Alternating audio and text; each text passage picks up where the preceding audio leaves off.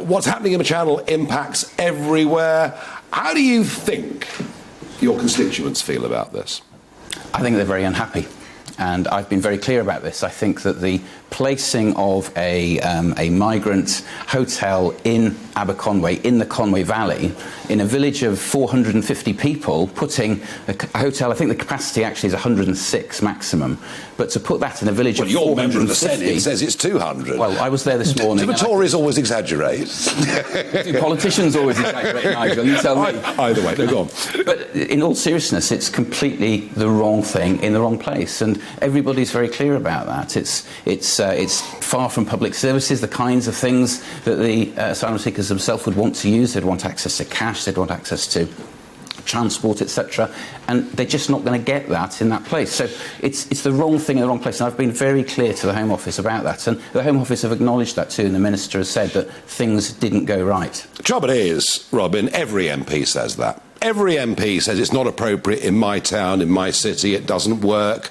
We've got overload on dental services, if you can get them on the NHS, health services. Every MP says that. But here's the problem, it seems to me, that you were elected on that 2019 manifesto, thumping great majority, get Brexit done, and you know very well that a lot of people who voted Brexit, their motivation was to get back control of our borders.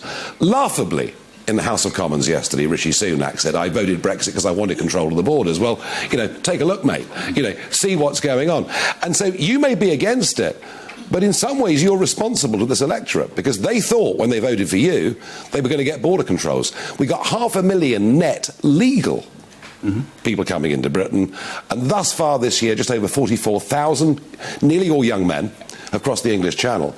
So it's all well and good you writing to your own ministers. What are Tory backbench MPs actually going to do? It's a great question, and I fully expect that this is what I've been hearing from residents in Dolgarrog, in the village itself, and across the constituency. And some will know who are watching this, perhaps they're more regular correspondents. They frequently ask you, so what is this going to mean for us, this Brexit? Look, we've got to also recognise that what's happened over the last 2 years is a series of unprecedented global events. And that has had an impact. We can't ignore that.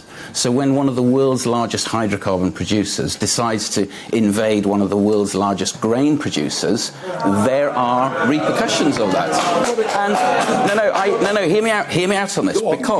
Because the estimate is at the moment that there are now some 100 million people on the move around the world because of war, because of famine, because of flooding, because of politics, because of economic migration. Nobody foresaw back in the 50s, when we signed the UN Charter for Refugees, that someone in Albania could get on a, whatever it's called, a Buzz Air flight to Germany, catch a bus to the French coast, and then get on a small boat across the Great Britain. It just wasn't I'm sorry, conceived. that isn't the problem. Albania's a NATO member, an EU applicant member, a holiday destination.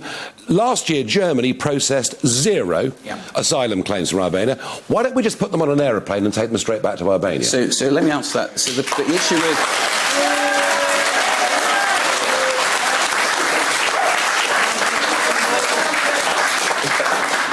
Frankly, I agree with you. We have a return agreement with Albania. I don't know why that's not being honoured.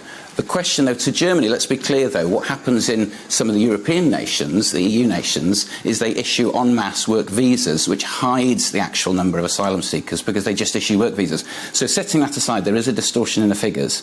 But the important point is here, in that 500,000 you mentioned, we have opened our homes, our hearts, in many cases, to 144,000 Ukrainian refugees in that figure. We've opened to a similar number of Hong Kongers. And Afghans. too. But isn't this the point, Robin? Isn't this the point? We've been so incredibly generous to those who actually are living under direct threat of their lives, but what is happening in the Channel is considered an outrage.